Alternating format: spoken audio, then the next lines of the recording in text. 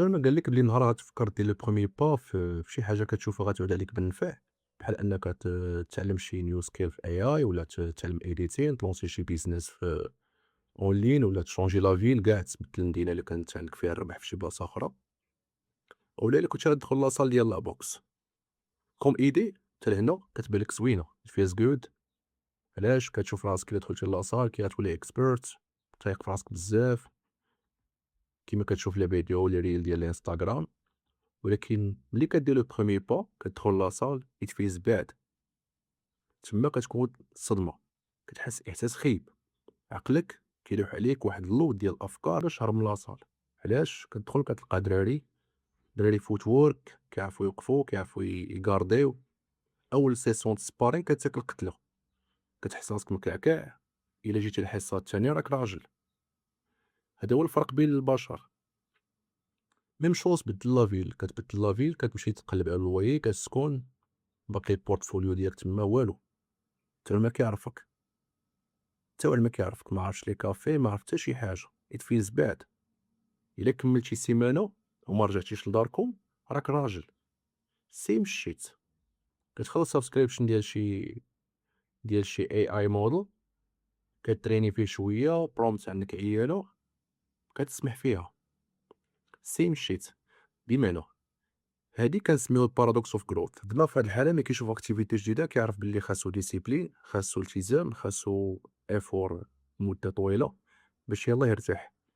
في هاد الحالة كيحاول يطبق عليك الconfirmation bias، بمعنى أنه كيشوف الحوايج اللي أفكار ولا أي ملاحظات في داك التجربة اللي غتعاونو باش يقنعك أنك تستسلم، بحال أنك في لاصال ديال البوكس غتكون في سبارين سيسون سبارين ترونكيل كتغاردي شوية كتعلم، غتجيك شي أبركات غدكدكك غيقولك صافي هادشي راه ماشي ديالك. مثال خور تكون مثلا في غير AI كنتعلم مثلا AI مثلا كتحط شي برومبت ريزولتا كيطلع نول، الأول الثاني نول الثالث نول، كتقول هادشي ماشي ديالي واقيلا. هنا كيفاش شنو كيطرا في الدماغ كيترجم بهاد الحالة أي effort كبير كيهدد البقاء. هو كلما كان الدماغ مرتاح كلما كانت energy م saved كلما هو راه كيحس بالأمان. هنا في هاد الحالة شنو خصنا نديرو؟ الدماغ في هاد الحالة كيكون يلاه كيصايب داك neural connections ولا الروابط العصبية باش يسهل عليه أنه يبقى يعاود ديك l'action بلا مجهود ولا بمجهود minimal تقريبا. مثال على ذلك مثلا نفترضوا ساكن انت في شي تيران في شي غابة مثلا، عندك شي شالي في شي بلاصة وأول مرة غتمشى في داك التيران وما عارفش منين دوز، مرول. النهار الأول النهار الثاني النهار الثالث النهار الرابع الخامس كتحس راسك ديما كدير مجهود باش تمشى، عكس تكون غادي في تيران اللي هو ليبر ولا شي حاجة. مع الوقت كتصايب واحد الديزاير طبيعت، راه كتشوفهم مثلا في لي تيران في الخلا كتلقى بلاصة كيمشيو منها الناس. كتسهل عليك نفس عقليًا تمشى في ديك البلاصة inconsciemment. هادشي اللي كيطرا للبشر بصفة عامة ملي كتدخل مثلًا لاصال ديال البوكس ولا AI ولا أي حاجة كديرها عاجباك، كتجلس تلقى راسك خدام وأنت ما حاسش.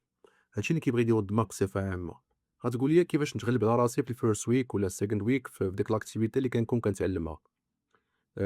méthode ديالي مثلًا على سبيل المثال هي moment of silence قبل كل séance وself talk، بمعنى أنا نفتي رأيي على عقلي قبل ما يفتي عليا هو. أنا عارفو ديما هو نيجاتيف دونك غنفتي عليه أنا رأيي، هاكا غنكون دومينو عليه، غنقول ليه الساط راه غندخل لا séance دابا هاد لاصال غناكل العصا، صافي كاردي ولف العصا ومن هاد 6 mois نتشافو. ميم شوز إلا كنت ساكن في مدينة جديدة غنقول ليه it's okay أنا فاهم nobody knows you deal with it، ولكن من هاد 6 mois غنتفاهمو. ونبقى ن نبقى ن ن نعطيه promises بما أنه ما كيفرّزش بين حاجة وحاجة. كنحاول نلعب نهايجاكيه بهاد الطريقة. هادشي اللي كاين، إلا كاين d'autres formules عندكم صيفطهم ليا في les commentaires. تشاو.